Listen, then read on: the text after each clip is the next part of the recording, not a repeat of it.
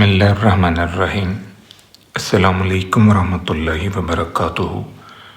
लाखों करोड़ों दरूद व सलाम नबी करीम सल्लल्लाहु अलैहि वसल्लम पर और आपकी आल पर।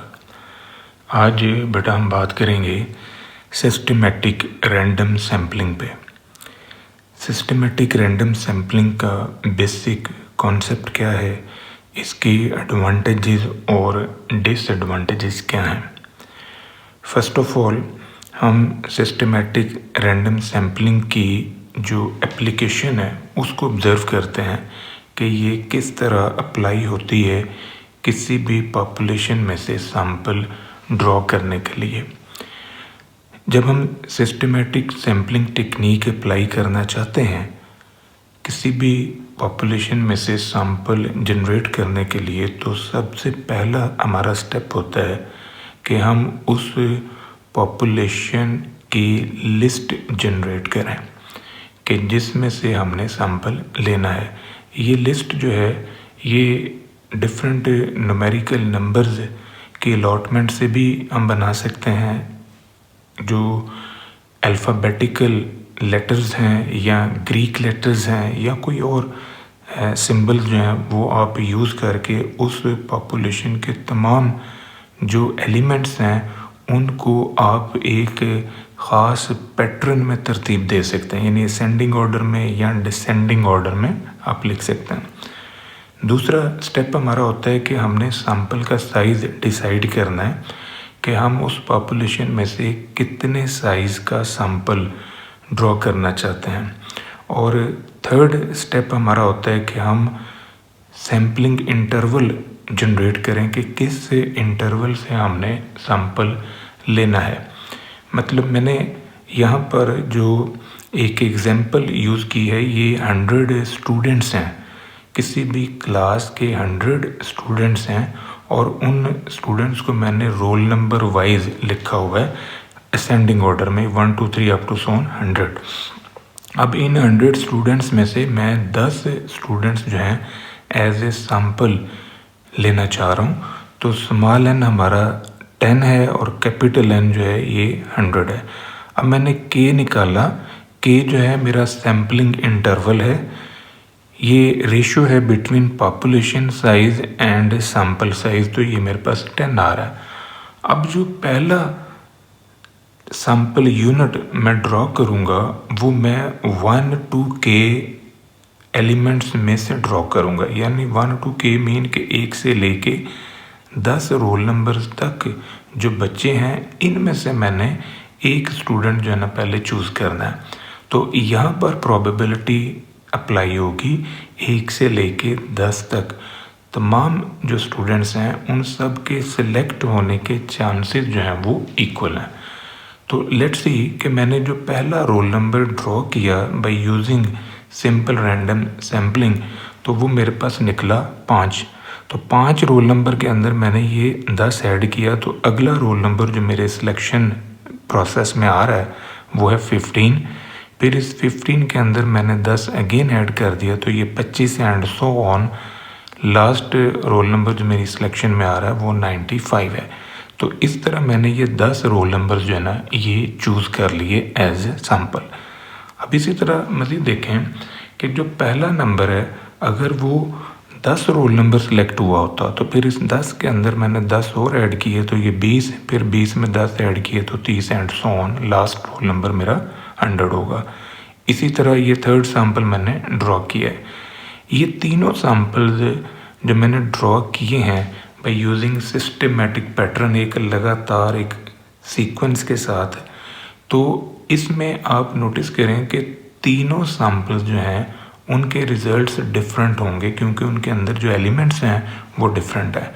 इसका मतलब कि 3 4 5 6 जितने भी लोग काम कर रहे हैं उन सब के रिज़ल्ट्स डिफरेंट हो सकते हैं क्योंकि उन सब के रिज़ल्ट्स का जो रिलेशन है वो पहले नंबर के साथ है।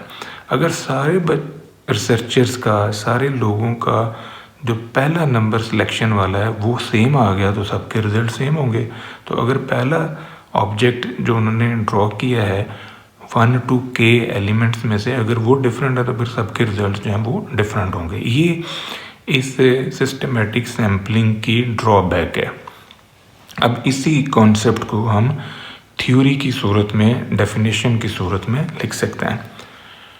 सिस्टमेटिक सैम्पलिंग जो है ये एक ऐसा प्रोसीजर है जिसमें हम सैंपल को सिलेक्ट करते हैं, that calls for every kth element in the population is being selected, कि हर kth एलिमेंट जो पॉपुलेशन के अंदर आ रहा है वो आपने सिलेक्ट करना है। और इस टेक्निक को हम सिस्टमेटिक रैंडम सैम्पलिंग कहते हैं। जो फर्स्ट एलिमेंट है वो 1 to k में से रैंडमली हम सिलेक्ट करते हैं, यानी 1 to k नंबर्स में से जो आप पहला नंबर जनरेट कर रहे हैं वहाँ प्रोबेबिलिटी थ्योरी अप्लाई हो रही है। उसके बाद फिर हर kth यूनिट जो है ना वो उसके अंदर इंक्लूड हो के तो नेक्स्ट नंबर जो है ना वो हमारा डिसाइड होगा। तो ये 5 स्टेप्स हैं जिनकी मदद से हमने ये सैंपल ड्रॉ किए हैं। 1 2 3 इनके एलिमेंट्स को ड्रॉ किया। ये सिस्टमेटिक सैम्पलिंग के स्टेप्स हैं। इन्हीं 5 स्टेप्स से हम सिस्टमेटिक टेक्निक की मदद से सैंपल ड्रॉ करते हैं। अब हम बात करते हैं कि सिस्टमेटिक सैम्पलिंग जो है इसकी एडवांटेजेस क्या हैं। ये एक सिंपल और इजी अप्रोच है किसी भी सैंपल को ड्रॉ करने के लिए। जाहिर है ये कोई हार्ड फास्ट रूल तो है नहीं, बस kth एलिमेंट आपने ऐड करते जाना है। जो भी पहला नंबर सेलेक्ट हुआ है उसके अंदर kth यूनिट ऐड करते जाएं तो आपको बाकी सिलेक्शन प्रोसेस जो है नज़र आने लग जाएगा। वेल डिस्ट्रीब्यूटेड है, well distributed sample across the population, पूरी पॉपुलेशन में से सैंपल जो है ना वो जनरेट होता है। जाहिर है कि स्पेसिफिक इंटरवल से आप पूरी पॉपुलेशन की लेंथ को ऑब्जर्व कर लेते हैं। टाइम बचता है और रिजल्ट्स भी रैपिडली हमें मिल जाते हैं। इजी है, इससे हमारा जो टाइम है वो सिक्योर हो जाता है और रिजल्ट्स जो हैं वो इतने तेज़ी से मिलते हैं कि कोई और सैम्पलिंग टेक्निक जो है ना इतनी तेज़ी से रिजल्ट्स हमें प्रोवाइड नहीं करता। प्रोबेबिलिटी थ्योरी यहाँ पर अप्लाई होती है, तो उस प्रोबेबिलिटी की एप्लीकेशन की वजह से जो बायस है वो काफ़ी हद तक रिड्यूस हो जाता है। जो भी एरर्स हैं उनको मिनिमाइज़ करने में, उनको ख़त्म करने में हेल्प होती है। ये स्ट्रेटिफाइड रैंडम सैम्पलिंग के निस्बत ये ज़्यादा एफिशिएंट है, क्योंकि स्ट्रेटिफाइड सैम्पलिंग के अंदर हम लोग अपने डाटे को डिफरेंट ग्रुप्स में जनरेट करते हैं। तो वो जो डिफरेंट ग्रुप्स हम बनाते हैं वहाँ पर हमने स्ट्रेटिफिकेशन के लिए डिफरेंट वेरिएबल्स को यूज़ करना होता है। तो हेट्रोजीनियस पॉपुलेशन को जब हम डिफरेंट ग्रुप्स में कन्वर्ट करते हैं तो ये प्रोसेस स्ट्रेटिफिकेशन कहलाता है। अब इसके लिए आपको थोड़ी एक्स्ट्रा लेबर करनी पड़ती है, फिर उसमें से आप सैंपल निकाल दो। वो जो स्ट्रेटिफाइड अपने ग्रुप्स बना लिए होते हैं उन ग्रुप्स में से फिर आप on the basis of simple random sampling sample draw करते हो। तो यहाँ पर जो एप्लीकेशन है स्ट्रेटिफाइड रैंडम सैम्पलिंग की वो थोड़ी लेबोरियस हो जाती है कि पहले आपको ग्रुप बनाने हैं, फिर उन ग्रुप्स में से आपने प्रोबेबिलिटी को यूज़ करते हुए सैंपल ड्रॉ करना है। सिस्टमेटिक सैम्पलिंग की जहाँ कुछ एडवांटेजेस हैं तो इसकी कुछ डिसएडवांटेजेस भी हैं, जिनमें सबसे पहली डिसएडवांटेज ये है कि ये सिंपल रैंडम की निस्बत लेस रिप्रेजेंटेटिव है। यानी सिंपल रैंडम सैम्पलिंग जो है वो ज़्यादा बेस्ट है, बट वो सैम्पलिंग हम वहाँ यूज़ करते हैं जहाँ पर हमारी पॉपुलेशन जो है वो होमोजीनियस है। जबकि सिस्टमेटिक सैम्पलिंग के लिए ऐसी कंडीशन नहीं है कि पॉपुलेशन का होमोजीनियस होना ज़रूरी है, बस आपने एक स्पेसिफिक इंटरवल से सैंपल जो है ना वो ड्रॉ करना होता है। जब हम सिस्टमेटिक सैम्पलिंग अडॉप्ट करते हैं तो इसमें एक साइक्लिकल या पीरियोडिक मूवमेंट हमारा चल रहा होता है जिसकी मदद से हम सैंपल ड्रॉ कर रहे होते हैं। और ये पीरियोडिक प्रोसेस जो है ये फर्स्ट नंबर के ऊपर बेस करता है, यानी जो फर्स्ट आइटम आपने सेलेक्ट किया है उसी के ऊपर ये बेस कर रहा होता है। उसके अंदर फिर kth नंबर जो है ना वो ऐड होना तो एक प्रोसेस जनरेट होने लग जाएगा। तो ये जो साइक्लिकल या पीरियोडिक रिजल्ट से हमें मिल रहे होते हैं इनकी वजह से भी 2 या 2 से ज़्यादा अफराद जो उनके रिज़ल्ट में वेरिएशन आ सकती हैं, क्योंकि जितने भी लोग काम कर रहे हैं सबका जो रिज़ल्ट है वो पहले नंबर की सिलेक्शन के ऊपर ही बेस कर रहा है। अब सिस्टमेटिक सैम्पलिंग जो है ना इसको अप्लाई करने के लिए हमें पॉपुलेशन की कंप्लीट लिस्ट दरकार होती है, यानी जो सैम्पलिंग फ्रेम है वो हमारे पास कंप्लीट होना चाहिए। अगर सैम्पलिंग फ्रेम हमारे पास कंप्लीट नहीं है, इनकम्प्लीट है, कुछ वैल्यूज़ मिसिंग है या ओवरलैपिंग में जा रही हैं, तो फिर ऐसी सिचुएशन के अंदर हम सिस्टमेटिक सैम्पलिंग को प्रॉपरली अप्लाई नहीं कर सकते।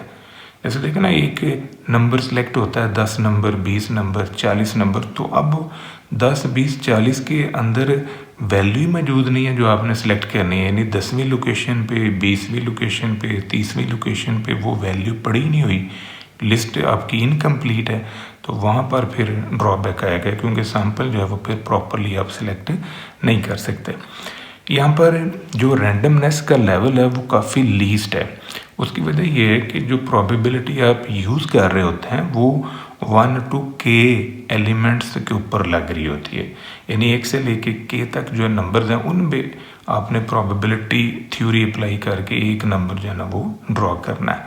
तो प्रोबेबिलिटी पूरी पॉपुलेशन के ऊपर उस तरह अप्लाई नहीं हो रही कि पॉपुलेशन के हर यूनिट के सिलेक्ट होने के चांसेस बराबर हैं, ऐसा नहीं है। 1 to k तक जो नंबर्स हैं उनके सिलेक्ट होने के चांसेस जो है ना वो इक्वल हैं, तो प्रोबेबिलिटी लो लेवल की यहाँ पर अप्लाई हो रही है।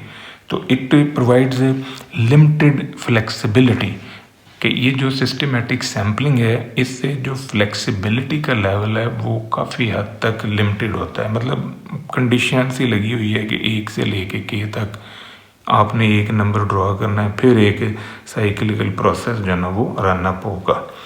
ये था बेटा आज का हमारा टॉपिक। दुआ में याद रखिएगा। इंशाल्लाह अगली वीडियो के साथ फिर हाजिर होंगे। फीमान अल्लाह।